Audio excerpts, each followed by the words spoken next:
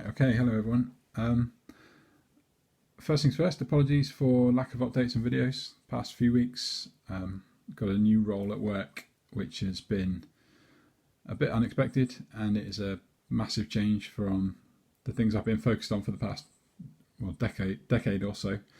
So it's been a lot of my focus has been spent on teaching myself new programs and systems and all things. So by the time I finish in the evening, I'm not really been in the mood to make many videos.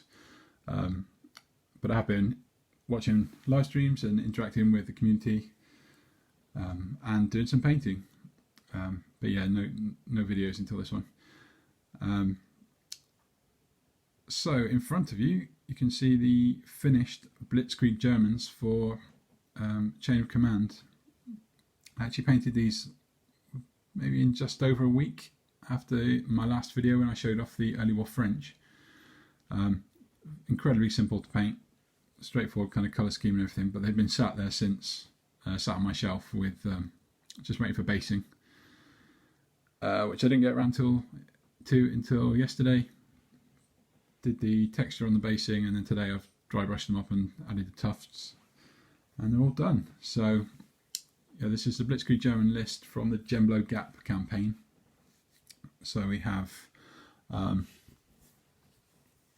front of you, if I can get these focused again, but I'll practice with this. There are two senior leaders. I think this is a lieutenant, and then I forget the name of the other one. Like I want to say Feldwebel or something like that. Two senior leaders. All these models are from Pendraken. There's a 5cm mortar team with 3 crew, which is this extra guy. Then we have 3 squads which are identical, which are a junior leader with an SMG holding in front of him, and what's this, an MG34 team. This guy's like crawling along, the guy on the left there, crawling along, dragging an ammo box, which is pretty cool. That's 3 crew, and then 6 riflemen at the back. So the basing is the same on these guys. The painting was, I actually went with a field grey prime on these guys to just get them completely covered in that colour to start with. Painted the black detailing, did the flesh tones I think after that. Then I did a dark tone wash, an army painted dark tone wash, just to get the kind of lines in. Then highlighted back up with field grey, did the flesh, the brown on the webbing and the bits and pieces they're carrying. Rifles are black again, like the French, just to give the contrast there. So that's the core platoon for this side, and then for one of the support choices, this is all I got for the Germans at the moment, is the 221 armoured car, I think. Really pleased with how this came out. That's hand drawn, hand painted cross as well, so it's a bit wiggly, but pleased with how it turned out.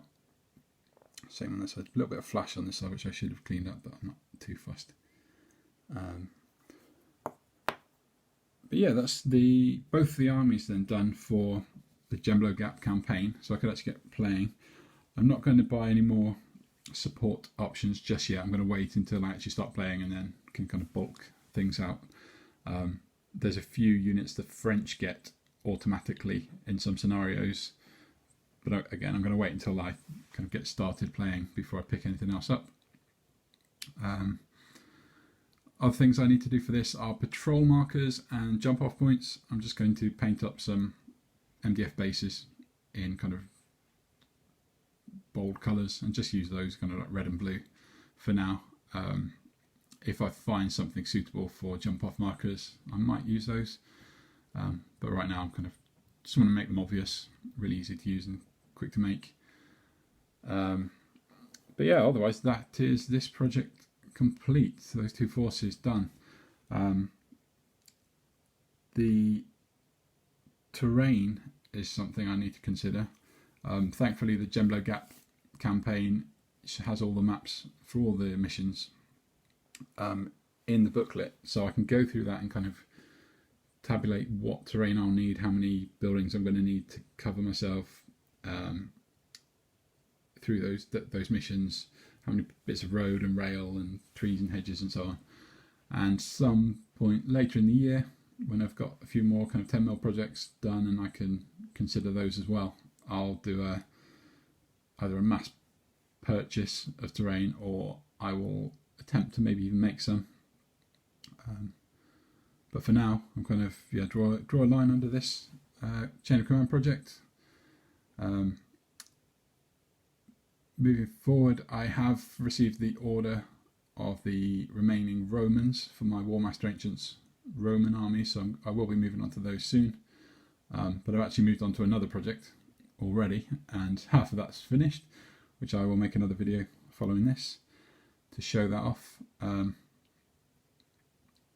But yeah, so that's World War II for a little bit. That's chain of command army or armies complete. Yeah, so all happy with that. In the future, maybe I might expand this to allow me to play 10mm bolt action, possibly. We'll see about that. I am going to do a follow-up video for this kind of project as a whole at some point. But yeah, no promises when that's going to happen.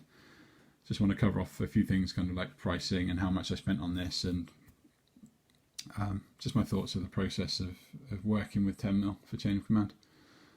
Did have a few comments recently that kind of highlighted other people's interest in maybe trying chain of command in 10mm. So happy to share those thoughts. So I'll leave it there. I hope everyone's very well, and I will hopefully make a few more videos soon. So take care.